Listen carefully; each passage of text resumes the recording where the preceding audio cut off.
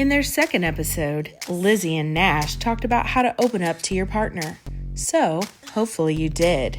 Hopefully you told your partner what you want in bed, or maybe what you need to feel emotionally connected, desired, or wild. But what comes next? This episode explores the sometimes awkward, sometimes electrifying aftermath of vulnerability. What happens after the confession? This is the episode about living in the after, when the truth is out and the real intimacy begins. You said it. You actually said it.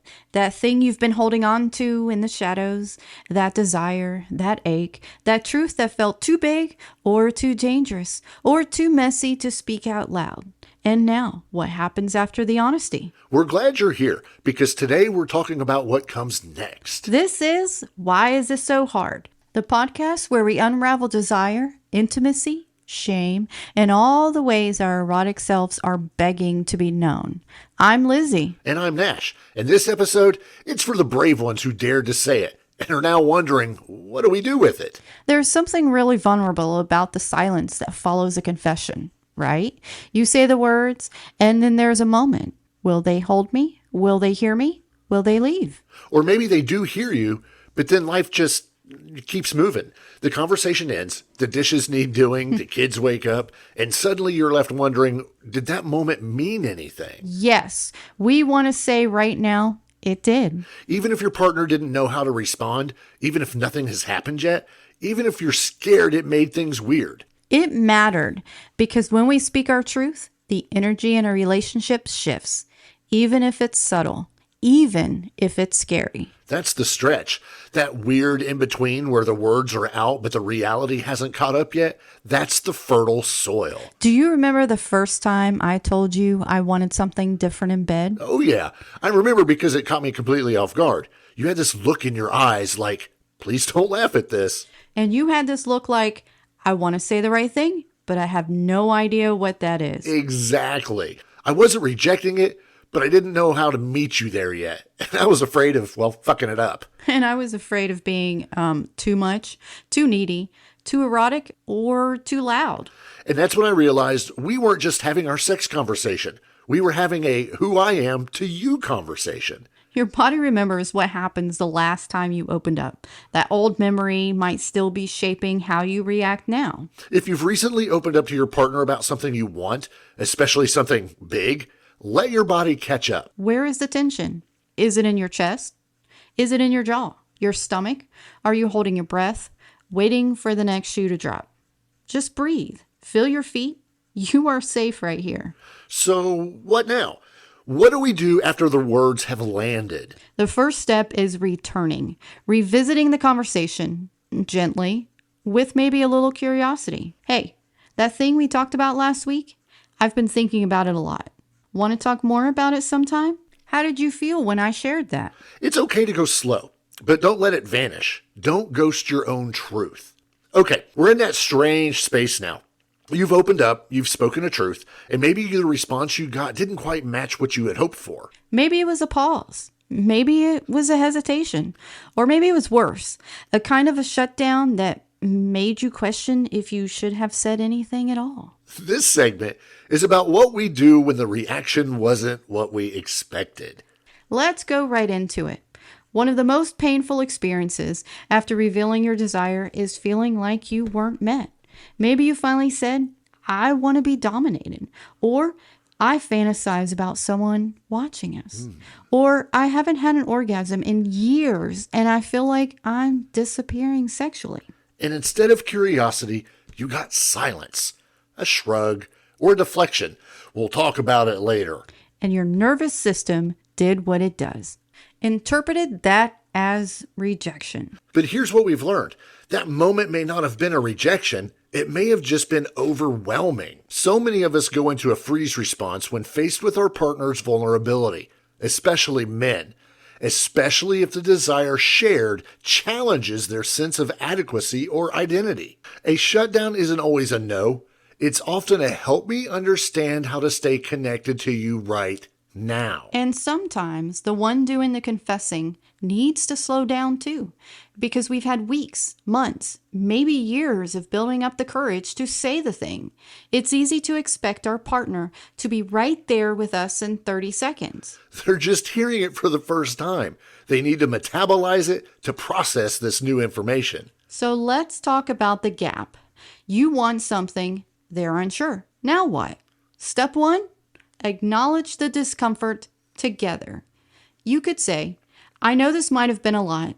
Can we talk about how it felt for you to hear that? Or, I'm not expecting an answer right away.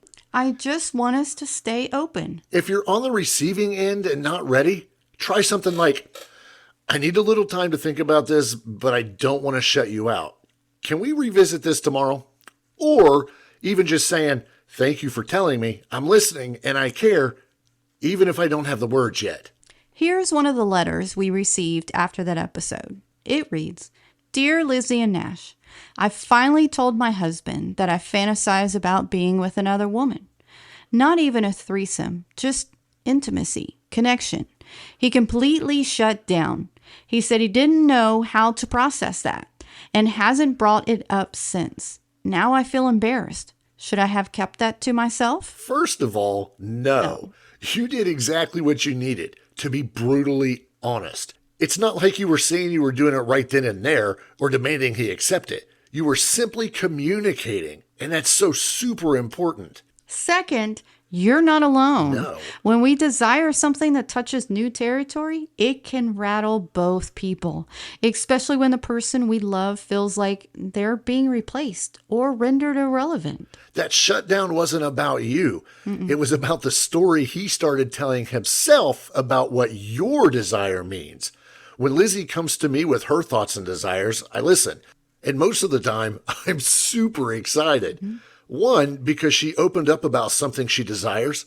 And 2, because she is showing her vulnerability and willingness to explore and accept that these wants are okay. And now's the opportunity for a new story. One where desire doesn't mean rejection. It means expansion. Let's rewrite that inner narrative. Say this out loud if it feels true. My desire doesn't diminish my love. It adds to it. Wanting something new doesn't mean something is broken. It means I'm alive. And for the listener who received a hard truth, my partner shared this with me because they trust me, not because I failed them. And desire isn't a threat, it's an invitation. Sometimes a partner really does say no. Maybe it's a hard limit. Maybe it touches trauma. Maybe it's just not their flavor of turn on. You won't know until you talk about it. And by opening the dialogue, you learn so much more about each other. A no isn't the end, it's a boundary. And boundaries can deepen trust if they're respected. But even within a no, there might be a yes in there somewhere. Maybe they don't want a threesome, but they're open to role-playing that fantasy. Maybe they're not into dominance, but they'd be curious about dirty talk with power dynamics. Find the spirit of the desire underneath the specific act. What's the feeling you want to have? Do you want to feel surrendered, wild, desired, worshipped, safe? Start there, then build together. Let's practice. Say out loud or in your mind, I can hold space for my desire, even if it's misunderstood. I can give my partner time without abandoning my truth. Now, one for the listener on the other side. I can stay present with something unfamiliar. I don't have to decide right away. I can be curious. The erotic isn't a destination. It's an unfolding. Unfolding your desires and wants is part of a clear, communicative relationship. If you don't open up about your erotic desires, you may regret not exploring that side of you with your partner or even just yourself, leading to resentment. This next part is the hard one. This is the moment where we sit with the maybe, the mismatch, the pause. You don't have to match perfectly to grow erotically together. You just have to keep showing up. Now, we're going to talk about how you can take a fantasy and begin bringing it into the real world together. Are you ready? All right, so far we've cracked open the aftermath of desire, when the words are finally out and everything feels tender. Now we move into the possibility.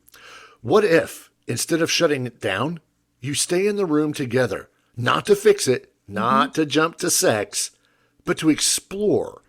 This is where you begin to say, okay, now what would it look like to try? So often, the leap from fantasy to reality feels a little overwhelming. You say, I want to be dominated. And suddenly, your partner thinks they need a leather dungeon and a PhD in BDSM. Yeah, it's like, where do I even start? We want to give you permission to start with tiny experiments because trying something doesn't mean committing to it forever. It also doesn't mean it's going to be perfect.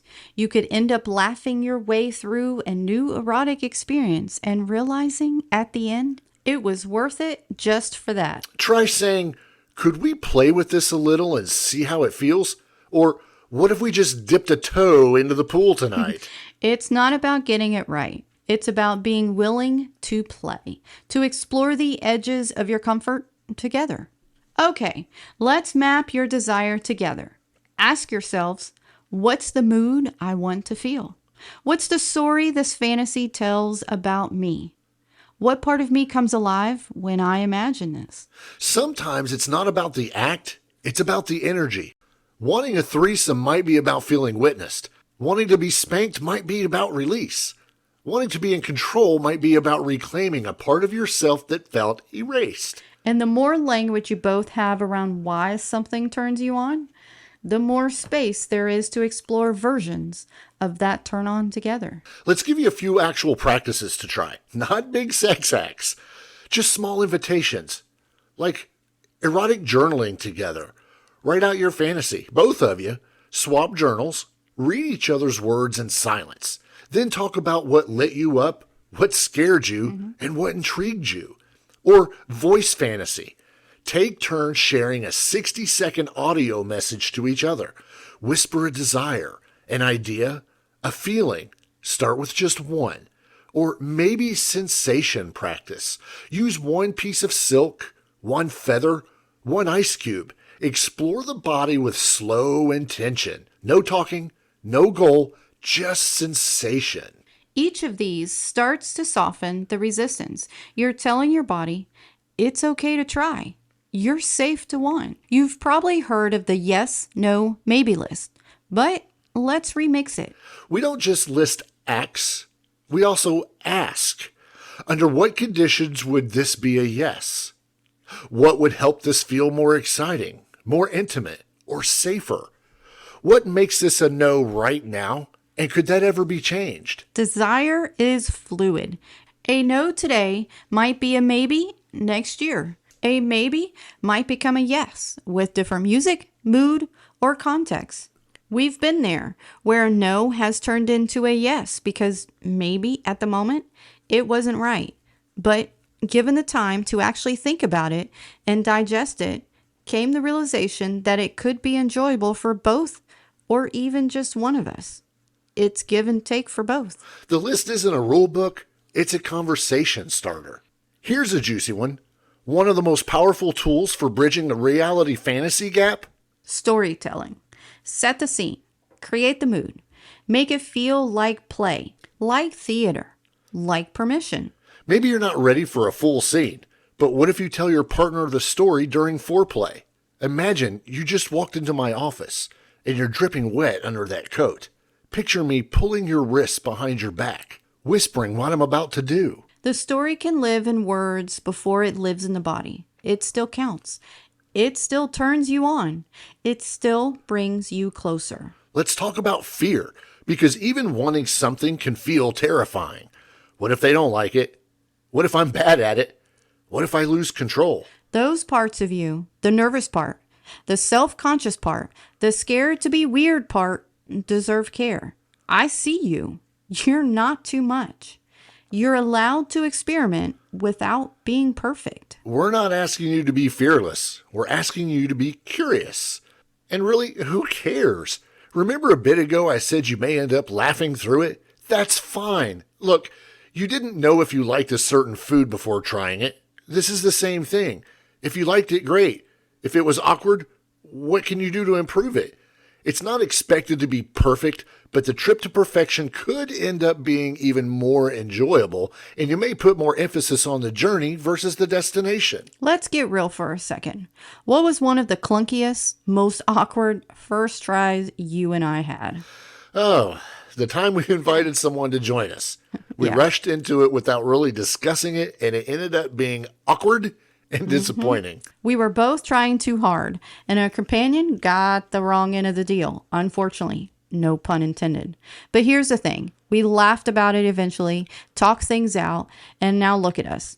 Do you realize that was 20 years ago? Oh, the progress we have made. There's magic in that. Look, awkwardness doesn't mean failure. It means you're in it together. And working through awkwardness is so important. You don't have to know everything. You just have to be willing to learn each other. And that willingness to learn is a key aspect. So here's our invitation for you tonight. Find one low-stakes way to bring your desire closer to reality. Tell the story. Share a fantasy. Touch with intention. Make it fun. Make it safe. Make it yours. Because you already did the brave part. You spoke your truth. Now, let yourself taste it. Now, let's get ready to dive into what happens when old wounds get activated after we open up, and how to heal instead of harden. Yes. So you shared your truth. And instead of just feeling free, you also felt something else. Grief, embarrassment, shame, maybe even regret. This segment is for those deeper echoes, the feelings that don't come up in the fantasy, but do come up after you name it. Sometimes we don't expect our erotic truth to hurt, but suddenly we're crying after sex, or feeling really quiet the next day, or spiraling with some self-doubt. This doesn't mean you made a mistake. It means your body is metabolizing something old, something sacred. Maybe you've never said those words out loud before. Maybe no one's ever seen you on something and stayed. Or maybe your desire touches a wound, like the time you felt rejected, or humiliated, or abused. As hard as it may seem, this is a part of that healing. The realization that being vulnerable again can be scary. But if you can, let that vulnerability be what gets you past it. And let's look forward and not constantly in the past. Whatever or whoever hurt you then is not the situation you're in now. You deserve to be the best you for you. Let's talk about shame. It often says, that was too much. You're dirty. They're only tolerating you. This is why no one really wants you. And yet those messages aren't actually yours. They're what you inhaled from culture, childhood, religion, or bad lovers. The shame isn't the truth. The shame is the bruise where your truth got punished before. What you do with the shame is controlled by you, not the other way around. And now that you've named your desire, that bruise might be throbbing. But that doesn't mean the desire is wrong. It means it's real. Here's the part no one tells you. Sexual growth often comes with grief. Grief for the years you didn't know. Grief for the lovers who couldn't see you. Grief for the part of you that silenced yourself so long it forgot how to speak. I've been there. I've been silent for way too long. Never would I imagine I would have a great sex life, exploring and learning, or relearning so much, or even be hosting a podcast where the topic is sex. But I refused to not grow. I refused to let something else control me. Truthfully, this wasn't for Nash. He gets to reap the benefits, of course, but this was for me. I deserve it. And so do you. Grief can be sacred. It says this mattered. It says I'm ready for something more. So if you find yourself weepy after a beautiful moment, let it come. That's not brokenness. That's release. That's your erotic self waking up. Let's do a short internal repair together. Sit back, breathe deep. I'm allowed to want. I'm allowed to heal at the same time. I'm not bad for craving. I'm not shameful for telling the truth. I can hold space for the ache and the opening both. I deserve this. You were brave for speaking up. Even if they didn't understand you perfectly, you chose to be real and you are worthy. Sometimes you're not the only one who felt shaken. Maybe your partner seemed irritated, distant, defensive. Here's something. Sometimes the thing you want is the thing they learn to fear because of their own trauma or their shame or their story of being unlovable. So instead of judging the silence, get curious. Did what I said bring something up for you? Can we explore that part together with no pressure? When we treat each other's erotic scars gently, they don't have to stay infected. We become the antibiotic. If something you've said or something your partner said activated trauma, pause everything else. Don't push the fantasy forward. Don't skip to the sex. Go back to safety. Trauma says, I lost my power. Desire says, I want to feel my power again. Sometimes the bridge between those two is tough to cross, but you can, together. Let's name it. Sometimes the confession is layered on top of years of mistrust, miscommunication, or betrayal. And the fear becomes, why should I open now after everything? That's a real question, and one we want to hold with care. You don't have to fake trust, but you can begin with tiny, testable trust. Like, can I tell you something small and see how you hold it? Or can we start again, just for tonight? Trust isn't a light switch. It's 1,000 slow steps toward each other. Here's what we want you to realize. Your desire didn't create the pain. It revealed where the healing wants to happen. Desire is a flashlight. It shows you where you ache and where you long and where your soul says, please, let me feel again. Next, we'll move into rewriting the script together, how to create a shared erotic life after the truth is landed. Now comes the part you probably never learned how to do, writing a new sexual story together. This is where desire becomes a shared language, not something one of you has to accept, but something both of you can help create. Here's something we believe deeply. You are not stuck in the erotic identity you had when you got together. You don't owe your partner sameness, and they don't owe you certainty. You owe each other honesty, curiosity, willingness. It's okay for us to grow sexually. It's okay for us to change. It's okay to co-create our next chapter. If you were starting from scratch, if there were no rules, no expectations, no shame, what would your erotic relationship look like? Try this. Each of you writes down your version of the dream erotic relationship. Then you come together, not to judge, but to design. Ask each other these questions. Where do our stories overlap? Where do they differ? What parts excite you the most? You're not negotiating contracts. You're making art, eroticism, fantasy. Sex is your own art. Let's get tangible. Here's a framework we use to co-create an erotic life. Number 1, core desires. What do you most want to feel? Like safe, wanted, owned, worshipped? Number 2, erotic themes. What kinds of stories turn you on? Maybe power, tenderness, risk? Number 3, activities and acts. What specific practices interest you? Number 4, communication style. How do you like to check in, initiate, and reflect? And number 5, aftercare and integration. How do you like to be held after intimacy? Or do you? This gives you structure. It's like your own custom erotic operating system. Here's where a lot of couples struggle. They get excited, they try something, but then life kicks in and it all fades. So we always suggest building rituals, not rules. Fridays are fantasy nights. Every Sunday, we do a sexy check-in. Once a month, we try something brand new. These don't have to be huge. Sometimes just 15 minutes of slow touch or sharing what you've been thinking about sexually is enough to keep the erotic pulse alive. The goal is rhythm, not performance. Life gets busy. We know this. We aren't immune to this, and admittedly, we still go through spells. Not every desire will match. Not every idea will feel mutual. But even mismatched desires can become shared insight. Say, even if I don't want that exact thing, I want to understand what it gives you. Because often we can find another road into the same landscape. That's intimacy, not perfect alignment, but ongoing attunement. And sometimes that turns into new erotic ground you never expected. Here's an email we recently received. Hi, Lizzie and Nash. After your last episode, I finally told my wife I've always had a submissive side.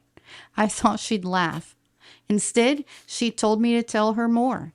It changed us. I feel more seen now than I ever have in my life. That's awesome, because it reminds us this work is worth it. And also, it's never just about sex. It's about being recognized. Erotic truth-telling is a pathway to intimacy beyond the body. Let's end with one last practice. Close your eyes. Let yourself imagine 1 year from now. What does your erotic relationship feel like? What are you doing that you never thought you'd try? How do you look at each other after sex? Feel that image. Let it live in your body. That vision is yours to create. It's not a fantasy, it's a direction. You're allowed to want. You're allowed to build. And you're allowed to do it together. This episode has been a journey from the moment of confession to the confusion, to the fear, to the grief, to the play, to the co-creation. Now we hand it back to you. The story you're writing sexually, emotionally, relationally is yours. But you don't have to write it alone. We're here with you every chapter. Until next time, stay open, stay curious, stay human. And remember, your desires are not too much. They are a map. Follow them home.